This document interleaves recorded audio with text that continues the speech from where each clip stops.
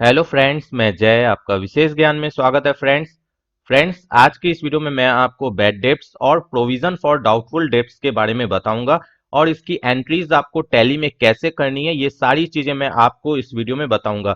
और मुझे यकीन है कि अगर आप मेरी ये वीडियो कंप्लीट देख लेंगे तो आपको जो भी कंफ्यूजन होगी बैड डेब्ट्स को लेकर या प्रोविजन फॉर डाउटफुल डेब्ट्स को लेकर, वो सारी की सारी क्लियर हो जाएगी आज की इस वीडियो को देखने के बाद। फ्रेंड्स आज की इस वीडियो में हम जो भी बातें करेंगे वो हम प्रैक्टिकल लाइफ को ध्यान में रखते हुए पॉइंट टू पॉइंट बातें करेंगे ताकि आपको मेरी बातें इजीली समझ में आ सके। तो आपसे रिक्वेस्ट है कि प्लीज इस वीडियो को बीच में स्किप ना कीजिएगा। अब देखिए, सबसे पहले हम ये जानेंगे कि बैड डेब्ट्स होता क्या है और बैड डेब्ट्स को हम हिंदी में क्या कहते हैं। तो फ्रेंड्स, बैड डेब्ट्स का मतलब होता है वैसा पैसा जो हमारे बिजनेस में हमारे देनदार के कारण डूब चुका है, यानी जिसे हमने माल सेल किया था वो अगर हमें पैसे नहीं देता है, यानी जितने पैसे वो हमें नहीं पे कर पाता है, उसे हम बैड डेब्ट्स कहते हैं। तो फ्रेंड्स, आप ये सोच रहे होंगे कि हर बिजनेस में क्या बैड डेब्ट्स होता है। तो मैं बता दूं कि नहीं, हर बिजनेस में बैड डेब्ट्स नहीं होता है।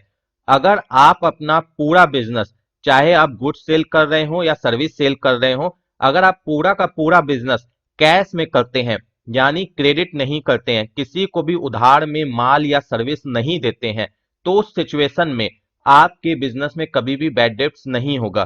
क्योंकि जब आपने किसी को उधार माल दिया ही नहीं तो आपका पैसा डूब कैसे सकता है। तो फ्रेंड्स, आप सोच रहे होंगे कि मार्केट में तो ऐसे बहुत कम ही लोग मिलेंगे जो अपना पूरा का पूरा बिजनेस कैश में चला पाते होंगे। तो मैं बता दूं कि हाँ, ऐसे बहुत कम ही लोग होंगे जो लोग पूरा का पूरा बिजनेस कैश में कर पाते हैं। वो ऐसा कर क्यों पाते हैं ये भी एक बार आप सुन लीजिए। देखिए, कई लोगों की लक बहुत ज्यादा तेज होती है। वो जब अपनी दुकान खोलते हैं तो दुकान खोलने के कुछ ही दिनों के अंदर उनकी दुकान बहुत ज्यादा अच्छी चल जाती है, जिसके कारण वो अपना पूरा का पूरा बिजनेस कैश में कर पाते हैं। या इसके अलावा कई लोगों की दुकान ही ऐसी जगह पे होती है जहां पर बहुत ज्यादा भीड़ होती है, जिसके कारण उनकी दुकान इतनी अच्छी खासी चल जाती है कि उन्हें क्रेडिट में माल देने की जरूरत पड़ती ही नहीं है। या अगर मैं बात करूं तो कई लोग ऐसा सोच के ही आते हैं बिजनेस में कि हम क्रेडिट करेंगे ही नहीं, भले हमें कम प्रॉफिट हो। और इसके अलावा वो लोग या तो कोई ऐसी गुड्स या सर्विस डील करते हैं जो मार्केट में और कोई प्रोवाइड नहीं कर पाता है।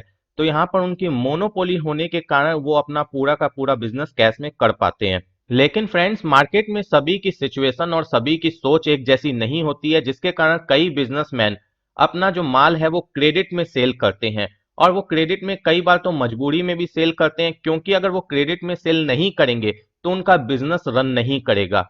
क्योंकि मार्केट में फ्रेंड्स, आपने भी देखा होगा कि ज्यादा से ज्यादा कंज्यूमर की अब जो टेंडेंसी है वो ये है कि वो माल क्रेडिट में लेना चाहते हैं, न कि कैश में। तो देखिए फ्रेंड्स, इसके पीछे भी कारण है। क्योंकि चार पांच तरीके के कंज्यूमर होते हैं। एक वो होता है जो कैश तुरंत पे नहीं कर पाता है क्योंकि उसके पास पैसे हैं नहीं जिस टाइम पर वो माल परचेज कर रहा है, जिसके कारण उसे माल क्रेडिट में लेना पड़ता है। दूसरे वो लोग होते हैं जो लोग पैसे देना ही नहीं चाहते, इस कारण से वो क्रेडिट में लेते हैं। तीसरे वो लोग होते हैं जो अपना दुकानदार है जिससे वो माल परचेज कर रहे हैं, उससे वो सर्विस अच्छी चाहते हैं, जिसके कारण वो क्रेडिट में परचेज करते हैं। क्योंकि वो जानते हैं कि अगर हमने फुल एंड फाइनल पेमेंट माल लेते टाइम कर दी तो बाद में दुकानदार हमें अच्छी सर्विस नहीं देगा, जिसके कारण वो पूरी सर्विस लेने के बाद पे करते हैं ताकि उन्हें अच्छी सर्विस मिल सके। तो इस तरीके से अलग अलग टेंडेंसी के लोग हैं, जिसके कारण मार्केट में क्रेडिट छोड़ना पड़ता है बिजनेसमैन को। तो फ्रेंड्स, जहां तक मैं बात करूं एक बिजनेसमैन की, तो अगर वो अपने बिजनेस में ज्यादा से ज्यादा प्रॉफिट अर्न करना चाहता है तो उस सिचुएशन में आज के टाइम में चार पांच चीजें होनी चाहिए बिजनेस में, तो ही उनका बिजनेस चलेगा। एक तो उनके पास कैपिटल होनी चाहिए, यानी उन्होंने बिजनेस में अच्छा खासा पैसा लगा रखा हो। दूसरा, वो क्रेडिट माल सेल करें मार्केट में, तब उनकी सेल इंक्रीज होगी। तीसरा, उनकी गुड्स या सर्विस की क्वालिटी अच्छी होनी चाहिए। चौथा, उनका बिहेवियर अच्छा होना चाहिए। ये चारों चीजें जब अगर अच्छी होंगी किसी दुकानदार की, तो ही उनका जो बिजनेस है वो रन करेगा। तो इसी कारण से क्रेडिट सेल करने की टेंडेंसी चलती है मार्केट में और लोग क्रेडिट में सेल करते हैं, जिसके कारण लोगों के कई बार पैसे डूबते हैं और उस सिचुएशन में हमें बैड डेब्ट्स की एंट्री करनी पड़ती है। तो फ्रेंड्स, आपको मोटा मोटी तौर पे ये समझ में आ गया होगा कि बैड डेब्ट्स होता क्या है और हम बैड डेब्ट्स किसे कहते हैं। अब यहाँ पर हमारा बैड डेब्ट्स होता क्यों है, सबसे पहले आप ये समझ लीजिए, हमारा जो पैसा है वो डूबता क्यों है। जिसे हमने माल सेल किया होता है, जिसे हम देनदार कहते हैं और इंग्लिश में हम उसे सनरे डेटर कहते हैं। ये याद रखिएगा, याद रखने वाली चीज है कि उसे हम सनरे डेटर कहते हैं, ठीक है। अगर वो इंसॉल्वेंट हो जाए, यानी कंगाल हो जाए, दिवालिया हो जाए, तो उस सिचुएशन में आपका पैसा डूब जाता है। या वो अपनी दुकान बंद करके भाग गया है, उस सिचुएशन में आपका पैसा डूब जाता है। या उसने आपको साफ तौर पे मना कर दिया है कि मैं आपको आपके पैसे नहीं दूंगा, आपको जो करना है कर लो।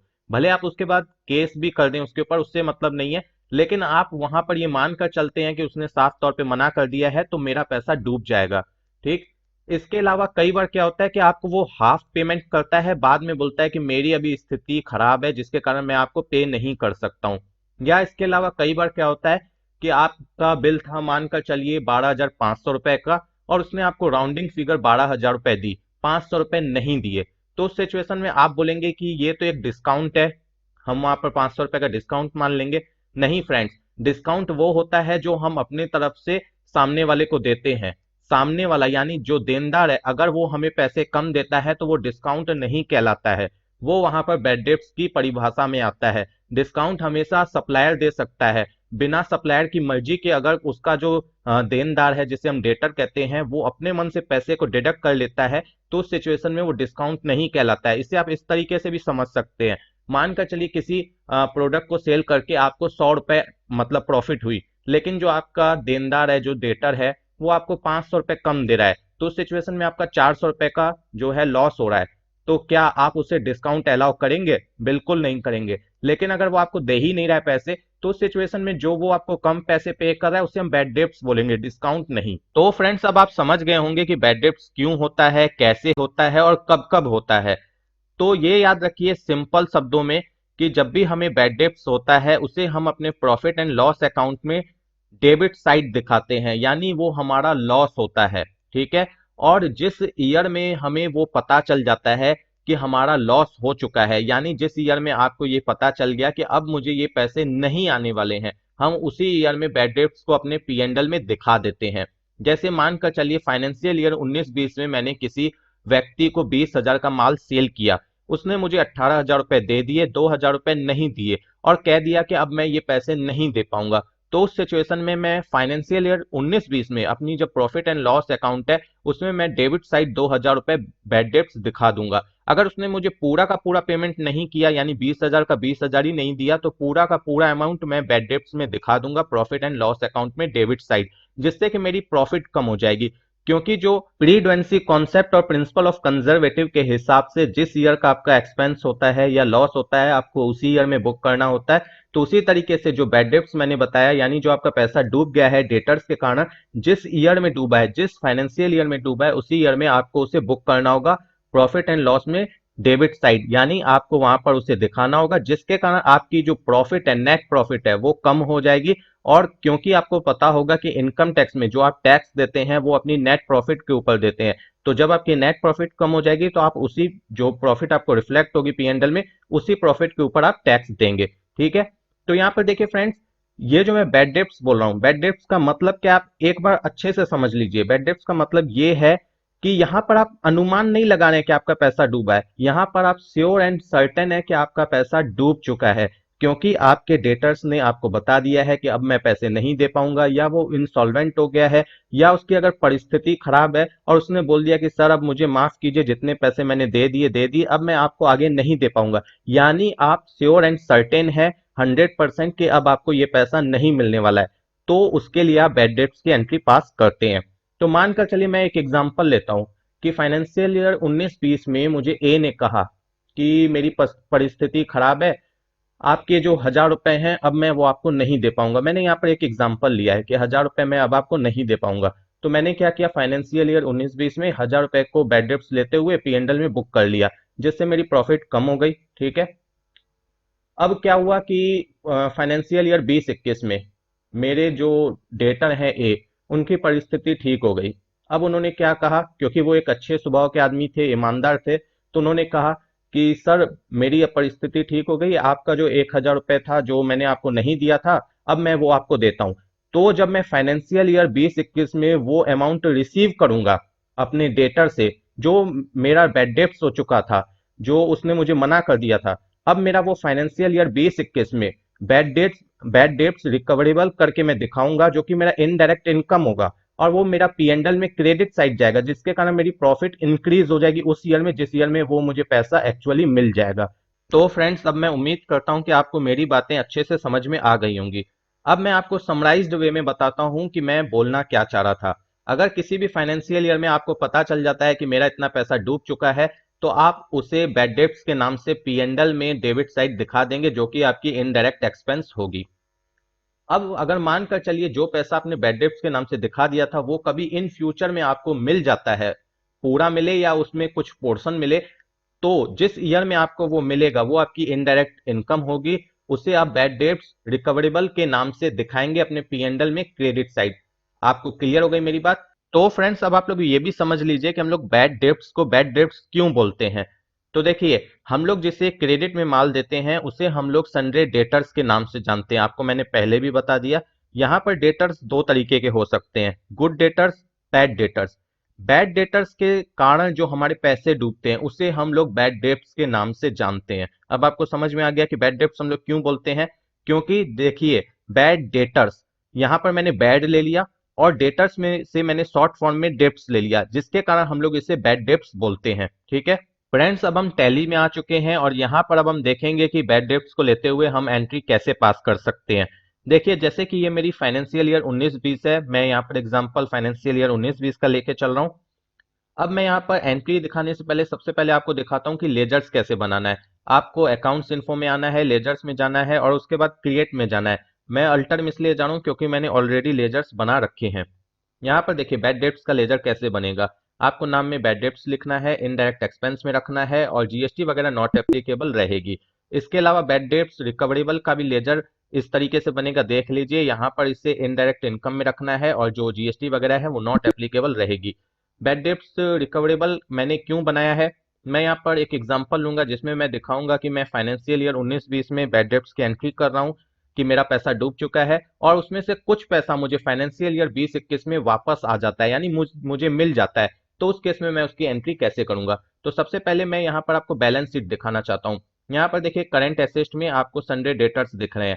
ए नाम की मेरी एक पार्टी है जिसे मैंने 20,000 का उधार दिया, बी को मैंने 20,000 का दिया है और सी को मैंने 15,000 का उधार दिया है माल। अब मानकर चलिए ए मुझे, सपोज कीजिए, यहाँ पर मैं रिसीट में एंट्री दिखाता हूँ आपको। ये एंट्री में दिखाता हूँ 1/3 को। यहाँ पर डेट से कोई मतलब नहीं है। मानकर चलिए मुझे ए पैसे दे रहा है, ए लूंगा मैं यहाँ पर, पूरे के पूरे 20,000 दे रहा है। तो हम एंट्री ऐसे कर लेते हैं और यहाँ पर बैंक या कैश जो भी हो हमारी वो हम ले लेते हैं, जिस भी मोड में वो हमें पे करता है। अब मानकर चलिए जो बी है वो मुझे क्या कर रहा है, 10,000 रुपये दे रहा है। ठीक है, और यहाँ पर मैं बैंक लेता हूँ। ठीक है, बाकी 10,000 मेरे इसके डूब जाएंगे, इसने मुझे मना कर दिया कि मैं नहीं दे पाऊंगा। अब कारण कुछ भी हो सकता है। अब यहाँ पर जो सी है ये मुझे 1 रुपए भी पे नहीं कर रहा है, इसके मेरे पूरे पैसे डूब जाएंगे। तो उस केस में मैं जर्नल वॉचर में एंट्री पास करूंगा, जिस भी डेट को मुझे ये पता चल जाए कि मेरा पैसा डूब चुका है मैं उसी डेट को एंट्री पास कर लूंगा। तो यहाँ पर मैं क्या करूंगा, बैड डेब्ट, जर्नल वॉचर में इसकी एंट्री होगी, ये याद रखिएगा। यहाँ पर 10,000 रुपये मुझे बी से नहीं आएंगे और सी से मुझे 15,000 पूरे नहीं आएंगे। तो यहाँ पर मैं एंट्री करूंगा टोटल 25,000 की। ठीक है, अब यहाँ पर मैं ले लूंगा बी 10,000। बहुत लोग यहाँ पर सिर्फ आपको एंट्री दिखाने के लिए डेटर्स बोलते हैं, जबकि यहाँ पर आपको डेटर्स जो आपके हैं उन्हें लेना है। क्यों? क्योंकि यहाँ पर खाली डेटर बोल के नहीं है, जब आप प्रैक्टिकल लाइफ में एंट्रीज करेंगे तो वहां पर डेटर बोल के कुछ नहीं होता है, आपकी पार्टीज का नाम होता है। तो आपकी जिस पार्टी से जितना पैसा डूबा है उसे आपको यहाँ पर क्रेडिट करना होता है। ठीक है, तो देखिए फ्रेंड्स, मैंने एंट्री तो पास कर ली। अब हम हैं यहाँ पर प्रॉफिट एंड लॉस अकाउंट में। यहाँ पर मैंने 1 लाख रुपए का परचेज किया था, सेल मैंने किया था 55,000 का, जिसके कारण मुझे ग्रॉस प्रॉफिट हुई थी 9,000 रुपए की। ठीक है, लेकिन यहाँ पर मेरा पैसा डूबने के कारण, बैड डेब्ट्स के कारण, मेरा यहाँ पर लॉस आ चुका है 16,000 का, क्योंकि मेरा जो बैड डेब्ट्स हुआ है वो 25,000 रुपए का हुआ है। वो आपको P&L में दिखाई दे रहा है, डेबिट साइड। अब यहाँ पर देखिए बैलेंस शीट में आ जाइए। अब यहाँ पर मुझे जो करंट एसेट है, यहाँ पर सन्ड्री डेटर्स मेरा नील हो चुका है, क्योंकि मेरी जो दो पार्टी थी बी और सी, उन्होंने मुझे जितने पैसे नहीं देने थे उसके लिए बोल दिया, मैंने उसके लिए एंट्री पास कर ली बैड डेब्ट्स के नाम से। ये तो फ्रेंड्स आप समझ गए। अब यहाँ पर एक तरीके से और एंट्री आप पास कर सकते हैं, जैसे कि मैंने यहाँ पर ये जर्नल वॉचर में ये एंट्री पास की और जो पेमेंट रिसीव की थी मैंने बी से, उसकी एंट्री मैंने अलग से पास की थी। आप देख सकते हैं यहाँ पर मैंने इसकी एंट्री अलग से पास की थी। तो अब आप देखिए, अगर मैं इस दोनों एंट्री को एक साथ पास करना चाहता हूं तो वो मैं कैसे करूंगा। तो मैं सबसे पहले इस एंट्री को डिलीट मार देता हूं। फ्रेंड्स, अभी जो मैंने आपको प्रीवियसली बी और सी को लेते हुए दो एंट्री करके दिखाई, अगर आप उसे एक साथ करना चाहते हैं तो उसे आप जर्नल वॉचर में एक साथ कर सकते हैं, जैसा कि आपको स्क्रीन पर रिफ्लेक्ट हो रहा है। और यहाँ पर देखिए फ्रेंड्स, क्योंकि मैंने बैंक लिया है जर्नल वॉचर में, तो इसके लिए हमें यहाँ पर F12 कॉन्फ़िग में आकर ये ऑप्शन एक्टिवेट करना होगा, allow cash account in journal watcher. इसे यस करना होगा, तभी हम यहाँ पर बैंक या कैश ले पाएंगे जर्नल वॉचर में। तो देखिए फ्रेंड्स, इस तरीके से आपको एंट्री करनी है। डेबिट करना है बैड डेब्ट्स को, जैसे कि मैंने 25,000 पहले भी किया था। उसके बाद जो बैंक है हमें उसे भी डेबिट करना है 10,000 रुपए से, जो कि मैंने प्रीवियस एंट्री में रिसीट वॉचर में किया था, ठीक है। उसके बाद क्रेडिट करेंगे बी को पूरे 20,000 से, जिसमें से कि 10,000 हमारे बैंक में चले गए और 10,000 हमारा चला गया आपको बैड डेब्ट्स में। और जो सी है उसका पूरा का पूरा 15,000 हमारा बैड डेब्ट्स में चला गया, वो आपको क्रेडिट में रिफ्लेक्ट हो रहा है। तो फ्रेंड्स, इस तरीके से भी एंट्री हो सकती है, लेकिन ऐसी एंट्री कब होगी जब आपको एक ही डेट को, जो आपका बी है, मेरे एग्जांपल के हिसाब से मैं बता रहा हूँ, अगर आपको जो आपका बी पार्टी है वो एक ही डेट को पेमेंट करता है और उसी डेट को आपको बता देता है कि अब मैं आपको आगे पैसे नहीं दे पाऊंगा, या डिस्काउंट के नाम पे बोल दे कि अब मैं इसके आगे ये अमाउंट को डिस्काउंट के रूप में मानकर चल रहा हूँ उसके नजर में, ठीक है, आपके नजर में वो बैड डेब्ट्स होगा एज ए सप्लायर, ठीक है। उस कंडीशन में आपको पैसे नहीं दे, या उसके अलावा किसी और कारण से भी आपको पैसे नहीं दे, तो आप इस तरीके से एंट्री कर देंगे, यानी सेम डेट को पेमेंट भी मिल रही है और सेम डेट को आपको ये भी पता चल रहा है कि मेरा अब पैसा आने वाला नहीं है। और सी से भी आपको सेम डेट को ही पता चल जाता है कि अब मुझे इससे भी पैसा नहीं आने वाला है।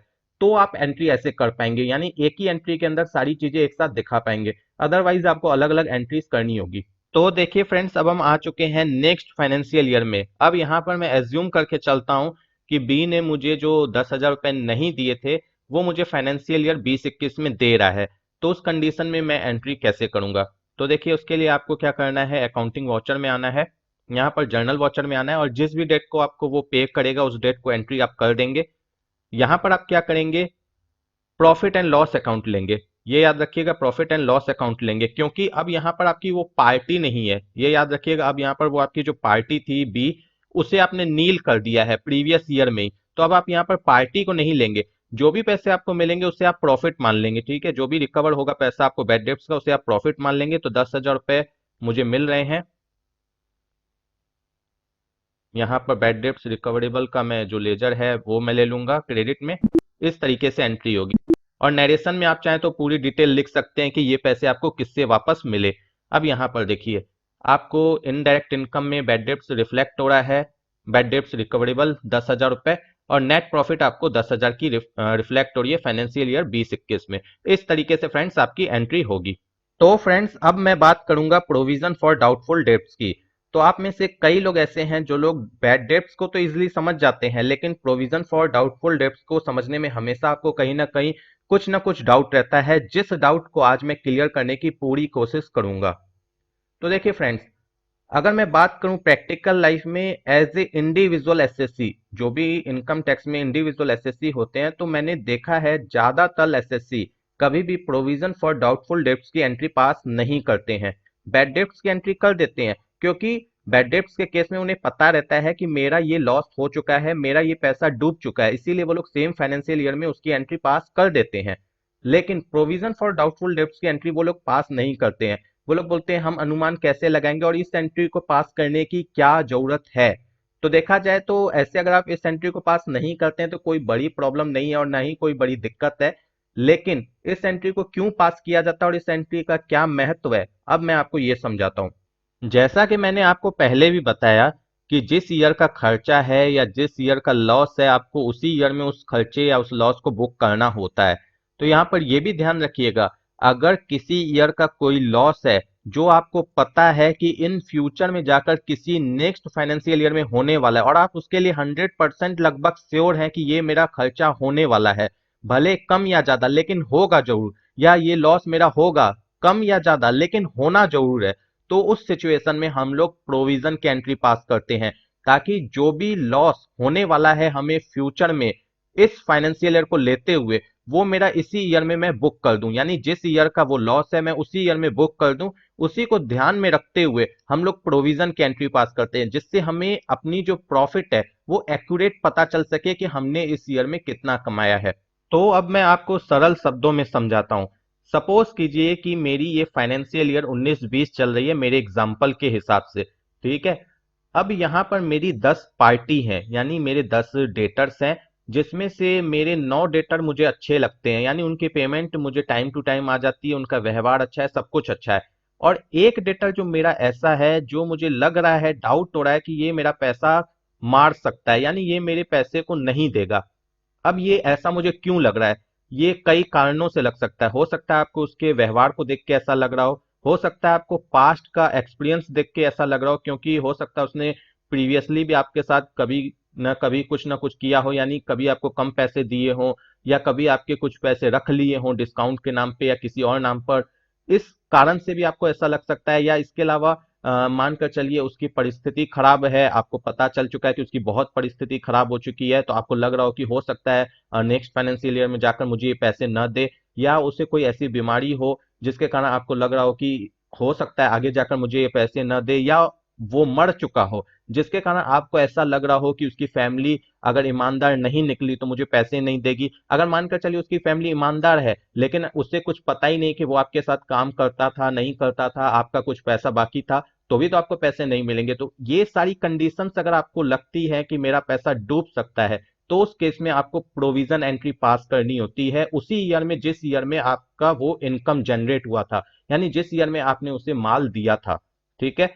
तो जैसे मेरे केस में फाइनेंशियल ईयर 19-20 है, तो इस ईयर में मानकर चलिए मैंने एक मेरी पार्टी है ए, उसे मैंने 2 लाख रुपए का माल दिया, ठीक है। उसने मुझे पूरे साल में धीरे धीरे करके इंस्टॉलमेंट में पेमेंट करते करते 31 मार्च तक उसकी लास्ट मेरी पेमेंट बची है 50,000 रुपए की, ठीक है। अब उस टाइम पर मुझे डाउट क्रिएट हो रहा है उस पार्टी के ऊपर कि ये मुझे आगे जाकर पैसे देगा कि नहीं देगा। यहाँ पर मुझे डाउट क्रिएट हो रहा है, उसने मुझे साफ तौर पे मना नहीं किया है और मैं श्योर भी नहीं हूं, लेकिन मुझे 99% मुझे डाउट क्रिएट हो चुका है कि ये मुझे पैसे या तो कम देगा या बिल्कुल नहीं देगा। तो उस केस में मैं प्रोविजन की एंट्री पास करूंगा अपनी बुक्स में, ताकि जो हमारा फाइनेंशियल ईयर 19-20 है उसमें हमें पता रह सके कि हमने एक्यूरेट कितना अर्निंग किया है, इसीलिए हम प्रोविजन एंट्री पास करते हैं। तो देखिए फ्रेंड्स, आप सोच रहे होंगे कि तो हमने बैड डेब्ट्स एंट्री क्यों नहीं कर ली। तो देखिए बैड डेब्ट्स हम कब करते हैं, जब हम पूरे श्योर रहते हैं कि मेरा ये पैसा नहीं आने वाला है, तब हम बैड डेब्ट्स की एंट्री पास कर लेते हैं बुक्स में। लेकिन यहाँ पर मैं श्योर नहीं हूँ, हो सकता है मुझे जो मैं सोच रहा हूँ, मेरी जो डाउट है वो मेरी गलत साबित हो, आगे जाकर मुझे नेक्स्ट ईयर में मेरे पूरे के पूरे पैसे मिल जाए, या उसमें से कुछ पोर्शन मिल जाए, या मेरा पूरा का पूरा पैसा डूब जाए। अभी मैं श्योर नहीं हूं। जिस चीज के लिए अभी आप श्योर नहीं है, आपको जो डाउट क्रिएट हो रहा है, उसी केस में आप प्रोविजन फॉर डाउटफुल डेब्ट्स की एंट्री पास करते हैं। इसीलिए आप यहाँ पर देखिए इसमें लिखा हुआ है, ये जो वर्ड है provision for doubtful debts, doubt है आपको, श्योर नहीं है। श्योर होते तो आप बैड डेब्ट्स की एंट्री पास कर लेते, आपको डाउट है जिसके कारण आप प्रोविजन फॉर डाउटफुल डेब्ट्स की एंट्री पास कर रहे हैं।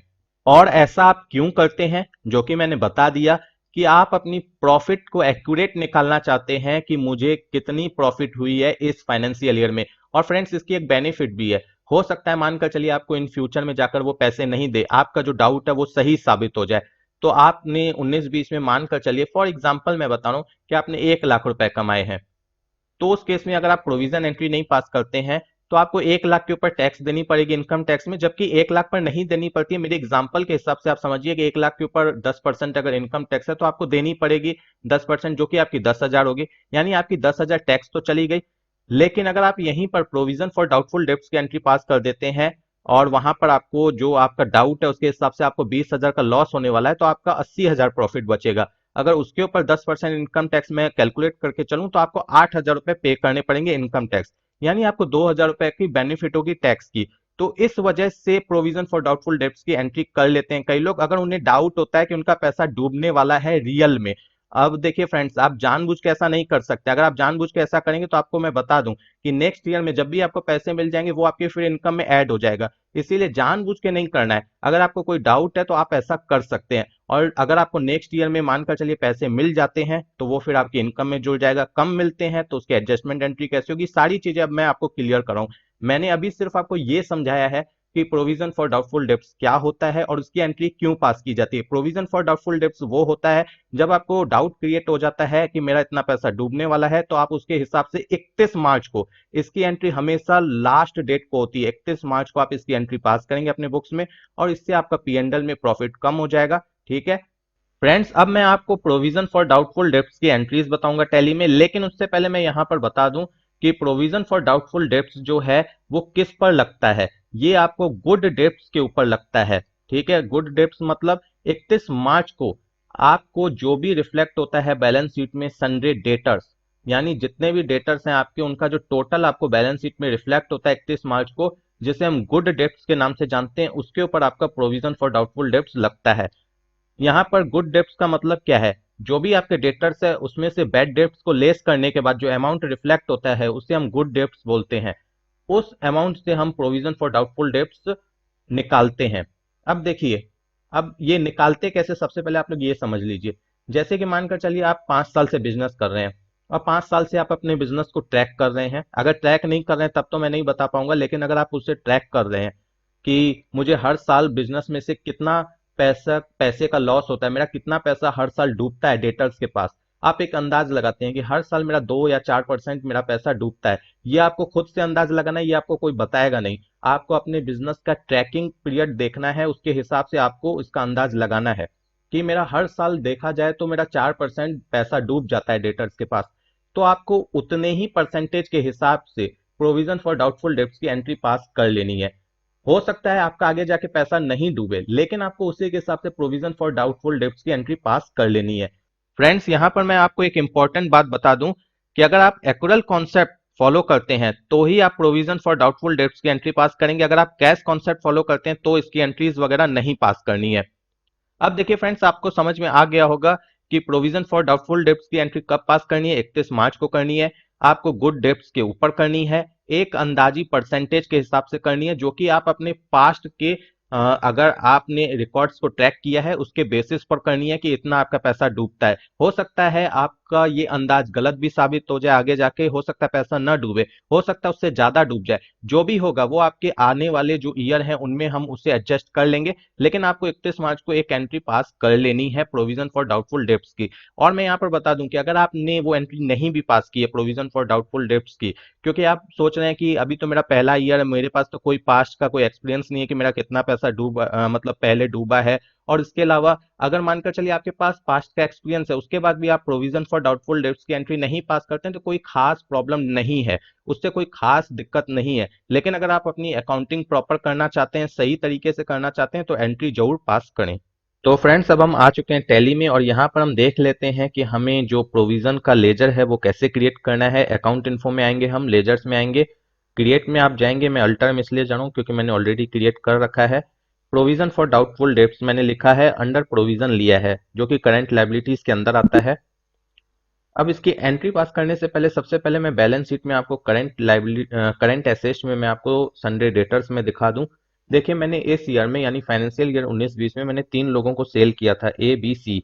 ए ने मुझे पूरी की पूरी पेमेंट कर दी सेम ईयर में, तो अब मेरे पास बी और सी बची है 31 मार्च को, जिसकी टोटल अमाउंट है, जो क्लोजिंग अमाउंट है वो 35,000 रुपए है। ठीक है, अब यहाँ पर इस ईयर में मेरा कोई बैड डेब्ट्स नहीं हुआ है। बैड डेब्ट्स मतलब मुझे किसी पार्टी ने साफ तौर पे मना नहीं कर दिया है कि मैं पैसे नहीं दूंगा। ठीक है, यहाँ पर 31 मार्च को मैं एक मतलब अपने मन से अनुमान लगा रहा हूँ कि मेरा इतना पैसा तो हर साल डूबता है, तो इस साल भी मेरा इतना पैसा डूब सकता है। श्योर नहीं है कि वो डूबेगा ही, लेकिन मैं एक अनुमान लगा रहा हूँ अपने प्रीवियस ईयर को देखते हुए। तो यहाँ पर देखिए, हो जैसे कि मान कर चलिए ये मेरी बी और सी है, दोनों मेरी अच्छी पार्टीज हैं, लेकिन कई बार आपकी जो अच्छी पार्टीज है वो भी आपको कम पैसे देती है किसी कारण से, तो उस केस में भी आपको प्रोविजन फॉर बैड डेब्ट्स की एंट्री पास करनी पड़ती है। ठीक है, तो यहाँ पर टोटल 35,000 रुपए है। अब इसके ऊपर मुझे एक अंदाज लगाना है कि मेरा कितना परसेंट हर साल डूबता है पैसा, उसके हिसाब से मेरा इस साल भी इतना परसेंट डूबेगा पैसा, तो मैं उसकी प्रोविजन एंट्री पास कर लूँ। मानकर चलिए मेरा 10% पैसा हर साल डूबता है, तो यहाँ पर अगर मैं 10% के हिसाब से एंट्री पास करना चाहूँ प्रोविजन फॉर डाउटफुल डेब्ट्स की, तो उस हिसाब से 3500 रुपये मेरा पैसा डूब जाएगा। तो अब देखिए मैं एंट्री कैसे करूंगा। तो देखिए फ्रेंड्स, इस केस में आपकी एंट्रीज कैसे होगी, आपको जर्नल वॉचर में इसकी एंट्री पास करनी है और 31 मार्च को इसकी एंट्री पास करनी है। लास्ट डेट को इसकी एंट्री पास करेंगे, डेबिट करेंगे प्रॉफिट एंड लॉस अकाउंट के लेजर को, जो भी अमाउंट हो आपके केस में, जैसे मेरे केस में 3500 है। उसके बाद क्रेडिट करेंगे प्रोविजन फॉर डाउटफुल डेब्ट्स को। अब यहाँ पर आप सोच रहे होंगे कि मैंने जो डेबिट किया है प्रॉफिट एंड लॉस अकाउंट, यहाँ पर मैंने डेटर्स का क्यों नहीं यूज किया है।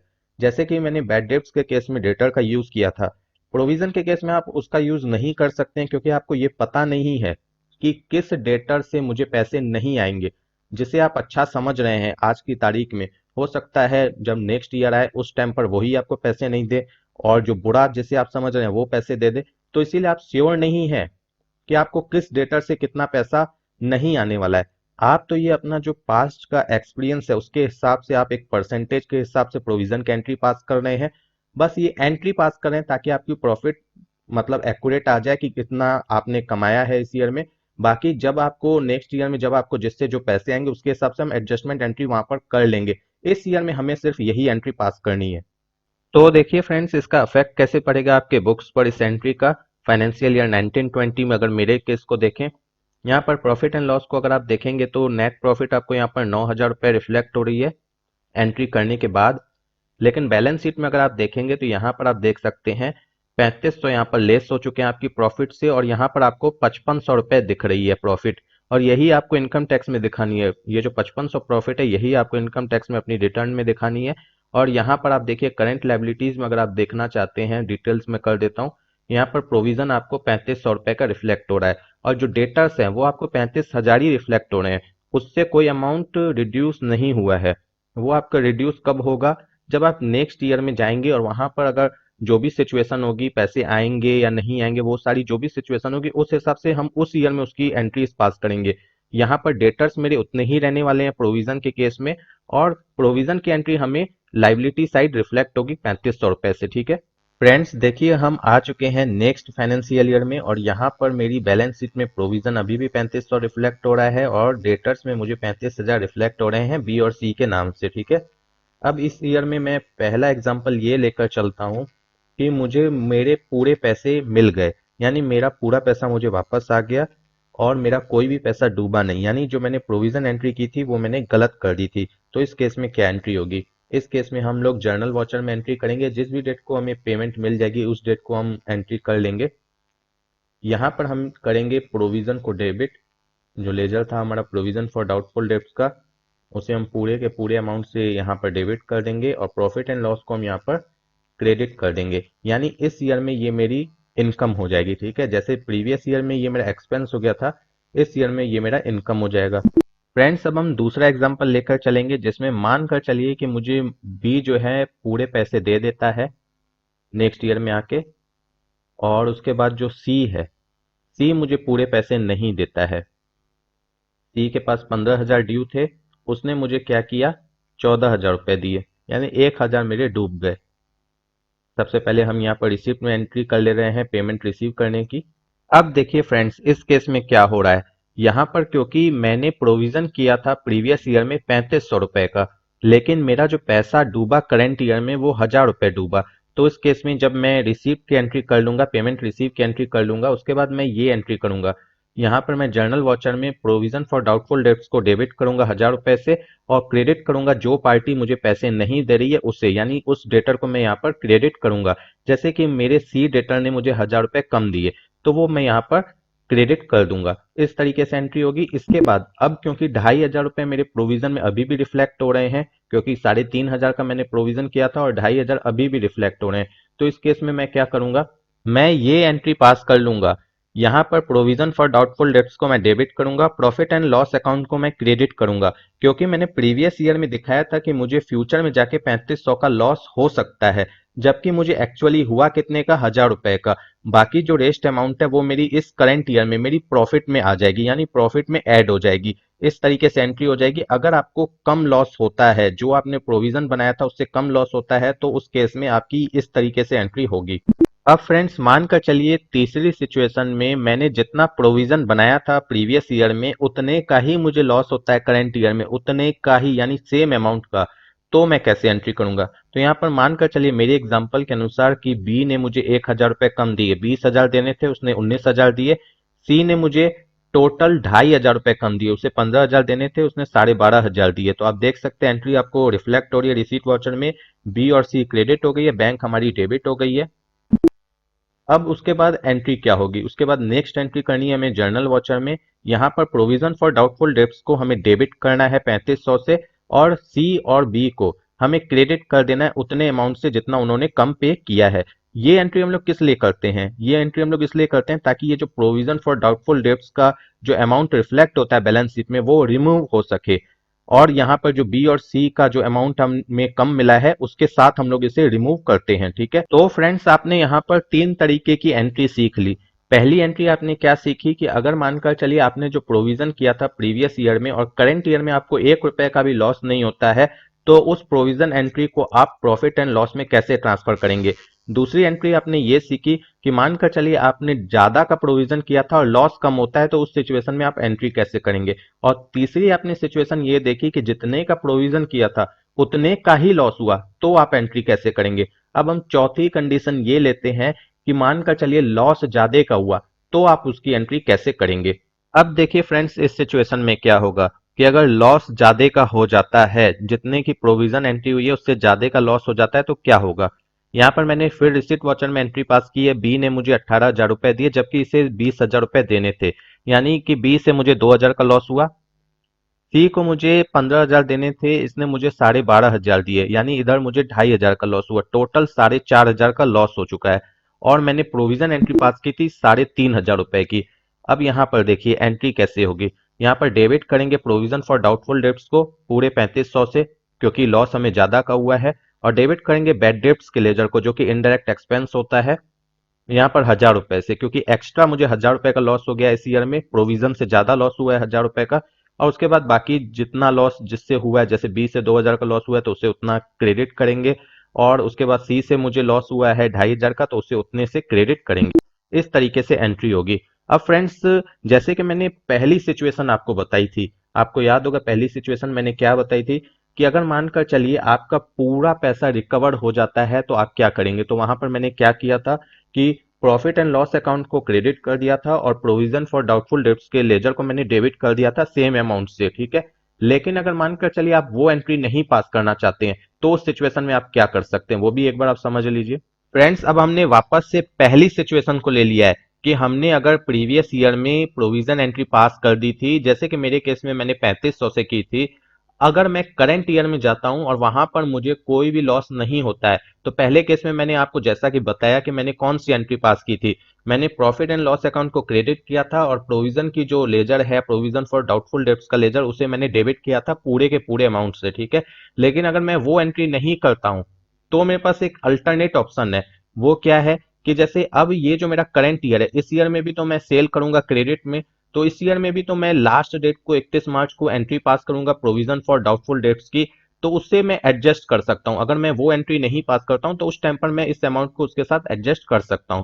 तो जैसे मानकर चलिए मैंने इस ईयर में बी और सी तो मेरा एजिट है, ये मानकर चलिए मुझे इस ईयर में भी पैसे नहीं देता है, पैसे आएंगे लेकिन मुझे नहीं देता है किसी कारण से इस ईयर में भी पैसे, और मैं ए को भी सेल कर देता हूँ 20,000 का माल, तो टोटल मेरे पास 55,000 रुपए का डेटर्स का बैलेंस रिफ्लेक्ट हो रहा है, जो कि मुझे ड्यू रिफ्लेक्ट हो रहा है। अब इस ईयर की जो 31 तारीख होगी, जो लास्ट डेट होगी, वहां पर मुझे फिर से एक प्रोविजन एंट्री पास करनी होगी डाउटफुल डेट्स की। तो यहाँ पर जैसे कि मैं 10% का हिसाब लेके चल रहा हूँ कि मुझे हर साल 10% का लगभग लॉस होता है, तो अगर मैं 10% लूँ 5500 का, तो 5500 का 10% सॉरी 55,000 का, 55,000 का मैं 10% लूँ तो 5500 रुपए होता है। और मेरे पास प्रोविजन एंट्री कितनी है प्रीवियस ईयर की, 3500 की है, यानी 2,000 रुपए मुझे और बुक करने हैं। तो उस केस में मैं यहाँ पर एंट्री कर लूंगा 2,000 रुपए से, ताकि मेरी ये एंट्री 5500 की हो जाए। तो यहाँ पर देखिए कैसे करना है, आपको अकाउंटिंग वाउचर में आना है। तो देखिए फ्रेंड्स क्या एंट्री होगी, डेबिट होगा प्रॉफिट एंड लॉस अकाउंट का लेजर 2,000 रुपए से, और क्रेडिट होगा प्रोविजन फॉर डाउटफुल डेट्स का लेजर 2,000 रुपए से, और 31 मार्च को एंट्री होगी जर्नल वाचर में होगी। अब आ जाइए बैलेंस शीट में। यहाँ पर देखिए इस ईयर में मुझे प्रॉफिट हुई थी 2,000 रुपए की, और 2,000 रुपए मैंने लॉस मान लिया, मैंने अनुमान लगाया कि 2,000 का लॉस हो जाएगा, यानी मेरी प्रॉफिट जीरो बची, ठीक है। और यहाँ पर प्रोविजन मेरा 5500 का हो गया, जो कि 3500 पहले का था, 2,000 मैंने अभी का बुक कर लिया, तो टोटल 5500 का हो गया। और डेटर्स मेरे 55,000 रुपए के ही हैं। अब यहाँ पर देखिए फ्रेंड्स आप ये भी कर सकते हैं, मानकर चलिए आप सपोज कीजिए कि आपने जो प्रीवियस ईयर का जो आपने प्रोविजन पास किया था उसे आपने पीएनडल में ट्रांसफर कर दिया, ठीक है। उसके बाद फिर 31 मार्च को आपको प्रोविजन एंट्री पास करनी थी तो आप डायरेक्ट चाहें तो 5500 की भी पास कर सकते हैं। उस केस में दो एंट्री हो जाएगी, एक तो आपका प्रोविजन जो प्रीवियस ईयर का था वो पीएनडल में ट्रांसफर हो जाएगा और आपको 31 मार्च को फ्रेश एंट्री हो जाएगी प्रोविजन की 5500 रुपए की। आप इस तरीके से भी कर सकते हैं। तो फ्रेंड्स, अगर आपको मेरी ये वीडियो पसंद आई तो प्लीज वीडियो को लाइक कीजिएगा। अगर आपने अभी तक मेरे चैनल को सब्सक्राइब नहीं किया तो प्लीज सब्सक्राइब कीजिएगा और हो सके तो इसे अपने फ्रेंड्स के साथ जरूर शेयर कीजिएगा। Thank you friends for watching my video.